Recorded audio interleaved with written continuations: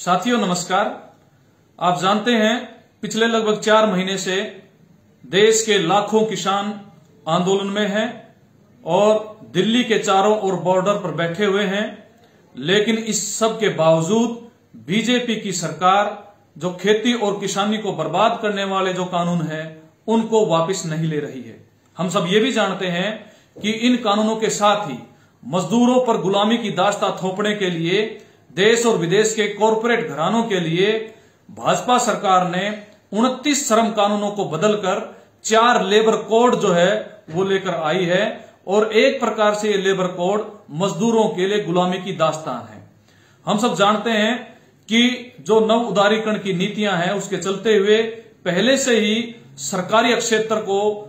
निजी हाथों में देने की एक प्रक्रिया, एक मुहिम चल रही थी, लेकिन इस समय पर देश के जो भी सार्वजनिक क्षेत्र है, सरकारी विभाग है, उनको एक एक करके उनको नीलाम करने की भाजपा सरकार ने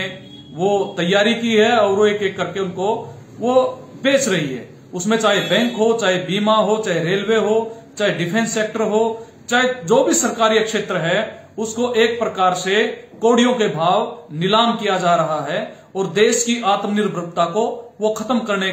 की दिशा सरकार ने पकड़ रखी है। तो ऐसी हालात में देश के किसान, देश के मजदूर, देश के कर्मचारी और मेहनतकश आवाम वो सब जो है आंदोलन में है, वो सड़कों पर है और बहुत संकट में है। रोजगार का बहुत बड़े पैमाने पर संकट है, दिहाड़ियां नहीं मिल रही हैं, चाहे वो संगठित क्षेत्र हो चाहे असंगठित क्षेत्र हो, मजदूरों के बहुत खराब हालात हैं। तो ऐसे हालात में आज जरूरत है इस बात की, जब देश में किसान आंदोलन में हैं, मजदूर भी सड़कों पर हैं, तो एक जो है एक मुहिम खड़ी की जाए, उसको मजबूत करने के लिए एक बड़ा अभियान चलाया जाए। इसी सिलसिले में जो है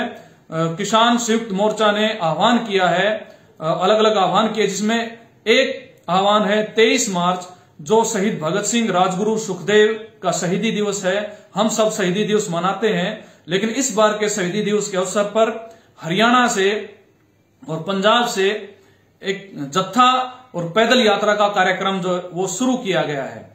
यह पैदल यात्रा जत्था जो है वो 18 मार्च से हांसी, जो 1857 के विद्रोह का एक बहुत प्रमुख केंद्र था, लाल सड़क हांसी की, जहां पर अंग्रेजों ने क्रांतिकारियों को एक तरीके से वहां रोड रोलर चला के और उनके ऊपर उस सड़क को जो है खून से लाल कर दिया था। वो एक इतिहास है हमारा। वहां से एक पद यात्रा शुरू होगी 18 मार्च को, और उसी दिन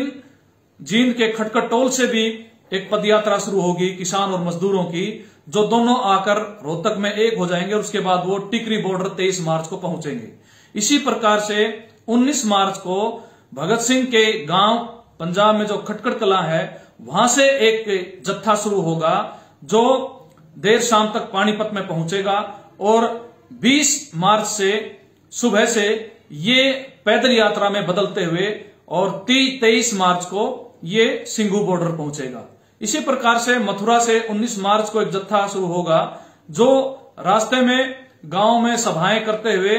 और अपनी दूरी तय करते हुए 23 मार्च को पलवल बॉर्डर पर पहुंचेगा। इसलिए हमारी आप तमाम साथियों से, देश और प्रदेश की आम जनता से, किसानों से, मजदूरों से, कर्मचारियों से, विद्यार्थियों से, नौजवानों से और दुकानदारों से, तमाम जनता के वो हिस्से जो मेहनत का सामान है, उससे हम ये अपील करते हैं कि जो पैदल यात्राएं चलेगी अलग अलग जगह से किसान और मजदूरों की, इन पैदल यात्राओं में आप शामिल हों। जहां जहां से ये गुजरे, जिन गांव से, कस्बों से, उसमें आप सहयोग करें, उस हर प्रकार से उसकी मदद करें और जो जहां तक पैदल चल सकता है उसमें साथ में चलें। संयुक्त किसान मोर्चे ने 23 मार्च को दिल्ली बॉर्डर्स पर आने की अपील की है, खासकर हरियाणा, पंजाब और यूपी आसपास के साथ लगते हुए इलाके से, तो हम वहां पहुंचे। और CITU, किसान सभा, खेत मजदूर यूनियन की ये मुहिम, ये शुरुआती में ये मुहिम थी। बाद में तमाम जो जनसंगठन है, किसान संयुक्त मोर्चा के भी जो अलग अलग घटक हैं, धीरे धीरे करके इसमें जुड़ रहे हैं और ये अभियान संयुक्त रूप से किसान मजदूरों का ये